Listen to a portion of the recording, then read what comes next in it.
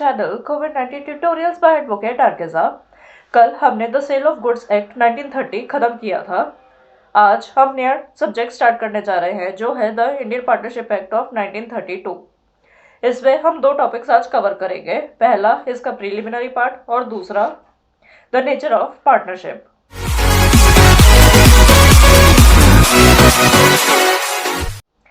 तो आइए शुरू करते हैं। सबसे पहले बात करते हैं इस एक्ट के प्रीएम्बल के बारे में। इस एक्ट का प्रीएम्बल क्या कहता है? वो ये कहता है कि जो भी एक्ट, इस एक्ट में जो भी लॉज हैं उसको ये एक्ट जो है वो अमेंड करेगा और जो अगर उसमें कुछ डिफाइन करने वाला पोर्शन है तो उसमें वो उसकी उन टर्म्स की डेफिनेशन भी प्रोवाइड करेगा। अब इसका प्रीलिमिनरी पार्ट क्या कहता है? सबसे पहले बात करते हैं हम सेक्शन 1 की, जो कि बात करता है शॉर्ट टाइटल एक्सटेंडर कमेंसमेंट के बारे में। अब इसमें क्या है, जो ये एक्ट है उसे कहा जाएगा the Indian partnership act of 1932। ये एग्जिस्टेंस में कब आया था, दैट इज ये फोर्स में कब आया था? ये आया था ऑन 1 अक्टूबर 1932 को। बट इसका जो सेक्शन 69 है वो इस एक्ट के बनने के एक साल के बाद एग्जिस्टेंस में आया था, दैट इज ऑन 1 अक्टूबर 1933। अब हम बात करते हैं डेफिनेशन क्लॉज की इसकी, जो कि ये डेफिनेशन क्लॉजेस जो हैं वो दिए गए हैं सेक्शन 2 में। अब आइए जानते हैं कि इसमें कौन कौन से जो टर्म्स हैं वो डिफाइंड है। क्लॉज ए वो बात करता है an act of the firm. Act of the firm क्या होती है? ये होता है कि कोई भी एक ऐसा एक्ट या ओमिशन जिस या तो सारे पार्टनर्स द्वारा या किसी एक पार्टनर द्वारा या अगर किसी पार्टनर ने अपना एजेंट नियुक्त किया है तो उस एजेंट द्वारा। और इससे क्या है, इस एक्ट या ओमिशन से जो फर्म है वो एनफोर्स करवा सकती है अगर उसको कोई इन्फ्रिंजमेंट हुई है या कोई भी पार्ट जो कि फर्म को ठीक लगे वो, या जो थर्ड पर्सन है या वो भी इस फर्म को जो है वो एनफोर्स कर सकता है, नॉट एनफोर्स, उस पर वो केस कर सकता है अगर किसी थर्ड पर्सन को कोई नुकसान होता है तो। क्लॉज बी बात करता है बिजनेस के बारे में। बिजनेस क्या होता है? कोई भी हर एक तरीके का ट्रेड हो गया, प्रोफेशन हो गया, एक्सेट्रा। क्लॉज सी ये बात करता है प्रिस्क्राइब्ड की। अब ये टर्म प्रिस्क्राइब्ड क्या है?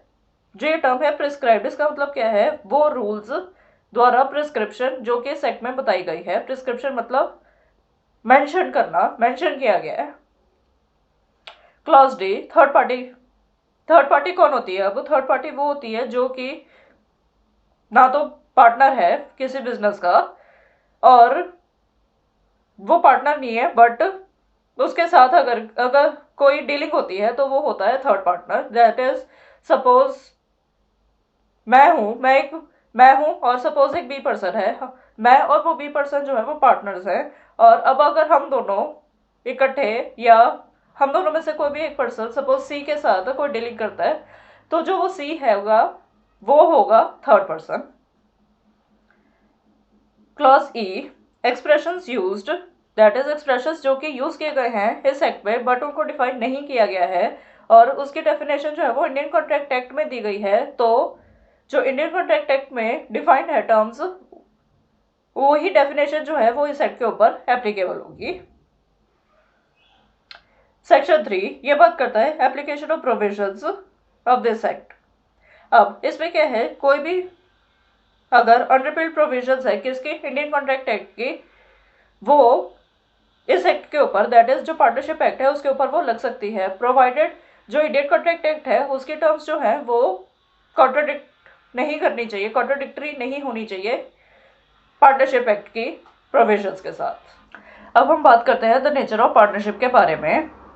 सेक्शन 4 डिफाइन करता है किसको? पार्टनरशिप को, पार्टनर, फर्म और फर्म नेम को। अब सबसे पहले बात करते हैं पार्टनरशिप की। ये क्या होता है? जो रिलेशन होता है पर्सन्स के बीच में कि वो जो एक बिजनेस जो कि ये सारे पर्सन आपस में मिलकर चला रहे हैं उसका जो भी प्रॉफिट होगा वो आपस में डिवाइड कर लेंगे, ये होती है पार्टनरशिप। और ये बिजनेस जो है वो या तो सारे के सारे पर्सन से चला सकते हैं या कुछ पर्सन्स हैं वो अपने बिहाफ पे एज वेल एज जो बाकी के पर्सन्स हैं उनके बिहाफ पे वो एक्ट कर सकते हैं।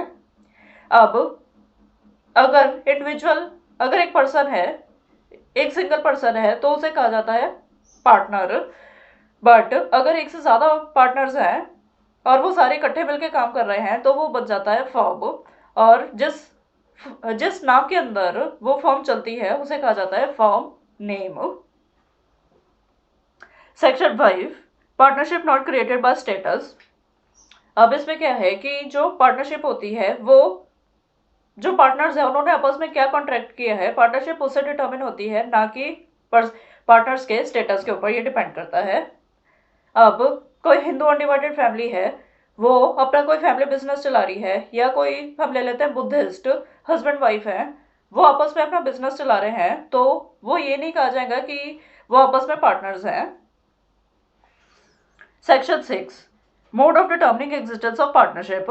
अब पार्टनरशिप डिटर्मिन करनी है तो क्या देखना है हमने कि क्या जो ये पर्सन है, एक जो पर्टिकुलर पर्सन है, वो पार्टनर है उस बिजनेस का या नहीं है।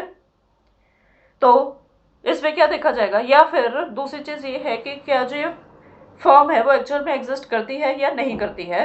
तो इसमें जो भी रेलिवेंट फैक्ट्स होंगे एक पर्टिकुलर केस के, वो देखे जाएंगे।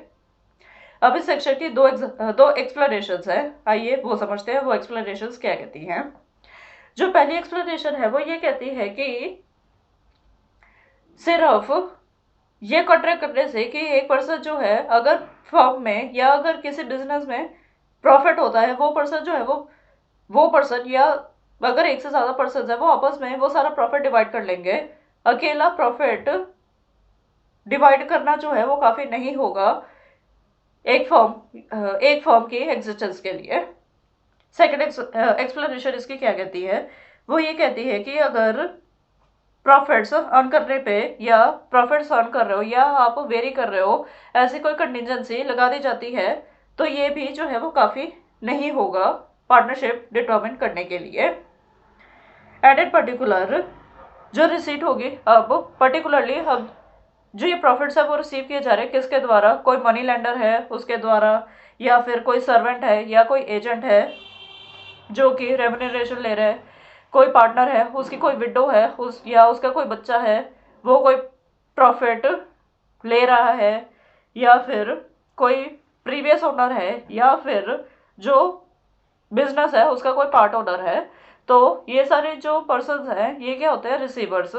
और अगर ये रिसीवर्स कोई उनको अगर प्रॉफिट मिल रहा है तो ये नहीं कह सकते हैं हम कि आप अच्छा चलो आप प्रॉफिट रिसीव कर रहे हो तो आप पार्टनर बन गए हो। नो, अकेला प्रॉफिट लेना काफ़ी नहीं होता है पार्टनरशिप डिटर्मिन करने के लिए।